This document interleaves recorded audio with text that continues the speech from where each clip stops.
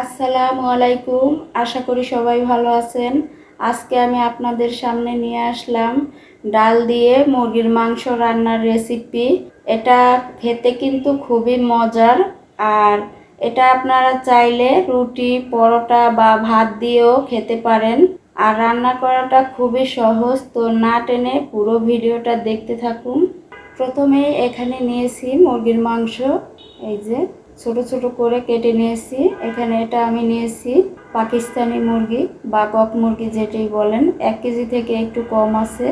চুলায় একটা প্যান বসিয়ে দিয়ে দিলাম পরিমাণ মতো সয়াবিন তেল। তেলটা গরম হয়ে গেছে, পেঁয়াজ কুচি দিয়ে দিলাম। নেড়ে চেড়ে কিছুক্ষণ পেঁয়াজ কুচিটা ভেজে এখন দিয়ে দিব কিছু শুকনো মশলা। এই যে 2-3টা দারচিনি, 4-5টি এলাচ, লং এবং গোলমরিচ আর 2টা তেজপাতা। নেড়ে চেড়ে কিছুক্ষণ ভেজে নেব। এই শুকনো মশলাগুলো দেওয়ার কারণে দেখবেন সুন্দর একটা ঘ্রাণ এসেছে, খুবই ভালো লাগে এইভাবে রান্না করলে। এখন দিয়ে দিলাম 2 চা চামচ আদা রসুন বাটা। নেড়ে চেড়ে কিছুক্ষণ ভেজে নেব কাঁচা গন্ধটা না যাওয়া পর্যন্ত। এই যে ভাজা হয়ে গেছে, এখন দিয়ে দিব অল্প পরিমাণে পানি। পানিটা দিয়ে একটু নেড়ে চেড়ে শুকনো মশলাগুলো এখন দিয়ে দেব। পরিমাণ মতো লবণ, 1 চা চামচ হলুদের গুঁড়া, 1 চা চামচ মরিচের গুঁড়া, ঝালটা আপনারা বাড়িয়ে কমিয়েও দিতে পারেন। দিয়ে দিলাম ধনিয়ার গুঁড়ো, 1 চা চামচ দিয়েছি। আর এখানে আধা চা চামচ জিরার গুঁড়া দিয়েছি। নেড়ে চেড়ে মশলাগুলো খুব ভালোভাবে কষিয়ে নেব। মশলাটা ভালোভাবে কষানো হয়ে গেছে, এখন দিয়ে দিলাম মুরগির মাংস। মাংসগুলো নেড়ে চেড়ে খুব ভালোভাবে কষিয়ে নেব। এই মাংসটা রান্না করাতে আমি এখন আর কোনো পানি দেব না। এই গা থেকে যে পানিটা ছেড়ে দিবে, এটা দিয়েই আমি মাংসটা খুব ভালোভাবে সিদ্ধ করে নেব। কিছুক্ষণ নেড়ে চেড়ে একটা ঢাকনা দিয়ে ঢেকে দিলাম। ঢাকনা তুলে আবার একটু নেড়ে চেড়ে দিব, যেন তলানিতে লেগে না যায়। মাংসটা খুব ভালোভাবে কষিয়ে নিতে হবে, দেখবেন এভাবে রান্না করলে খেতেও খুবই ভালো লাগে। দিয়ে দিলাম ছোট ছোট করে কেটে রাখা আলু। আলুটা দিয়ে একটু কষিয়ে নেব। ঢাকনা দিয়ে আবার একটু ঢেকে দিলাম। ঢাকনা তুলে নেড়ে চেড়ে এখন দিয়ে দিব সিদ্ধ করে রাখা বুটের ডাল। এই ডালগুলো এভাবে সিদ্ধ করে তারপর মাংসের ভিতর দিলে দেখবেন খেতে বেশি ভালো লাগে। একটা কাঁচা গন্ধ আছে, ওটা আর থাকে না, খুবই মজা হয় এইভাবে রান্না করলে। এখন ঢাকনা দিয়ে ঢেকে আরও কিছুক্ষণ মাংসের সাথে ডালগুলোও কষিয়ে নেব।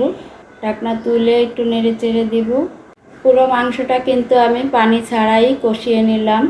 এইভাবে রান্না করলে দেখবেন খেতে খুবই ভালো লাগে। ভাজা ভাজা করে কষিয়ে নিয়েছি, এখন দিয়ে দিলাম ঝোলের পানি। এখানে আপনারা ডালটা কি মাখা মাখা খেতে চান না ঝোল বেশি খেতে চান, এইভাবে সেটা বুঝেই পানিটা দিবেন। ঢাকনা দিয়ে ঢেকে দিলাম। এই যে ডালগুলো আমার খুব ভালোভাবে সিদ্ধ হয়ে গেছে। যেহেতু আগে থেকে ডালগুলো আমি সিদ্ধ করে রেখেছিলাম, এজন্য বেশি সময় লাগলো না। এখন উপর থেকে তেজপাতা দারচিনিগুলো তুলে নিচ্ছি। নেড়ে চেড়ে কিছুক্ষণ জাল করে নিয়েছি। এখন এই ডালটা আমি বাগার দিয়ে নেব। তার জন্য একটা কড়াইতে দিয়ে দিলাম পরিমাণ মতো সয়াবিন তেল আর 4-5টি শুকনো মরিচ। একটু ভেজে দিয়ে দিলাম পেঁয়াজ কুচি। পেঁয়াজ কুচিগুলো নেড়ে চেড়ে খুব ভালোভাবে ভেজে নেব। এই যে ভাজা হয়ে গেছে, এখন এটা আমি ডালের ভিতর দিয়ে দিলাম। দিয়ে সাথে সাথেই একটা ঢাকনা দিয়ে ঢেকে দিলাম। কিছুক্ষণ পর ঢাকনা তুলে এই যে দেখেন সুন্দর একটা ঘ্রাণ বের হয়েছে। এইভাবে রান্না করলে কিন্তু খুবই মজা হয়। এখন দিয়ে দিলাম গরম মশলা আর জিরা ভেজে গুঁড়ো করে নিয়েছি, এটা দিয়ে দিলাম।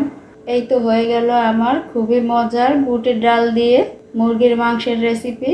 এখন একটা বাটিতে পরিবেশন করে নিচ্ছি। এই যে দেখেন কতটা লোভনীয় হয়েছে, খেতে কিন্তু খুবই মজা হয়েছিল।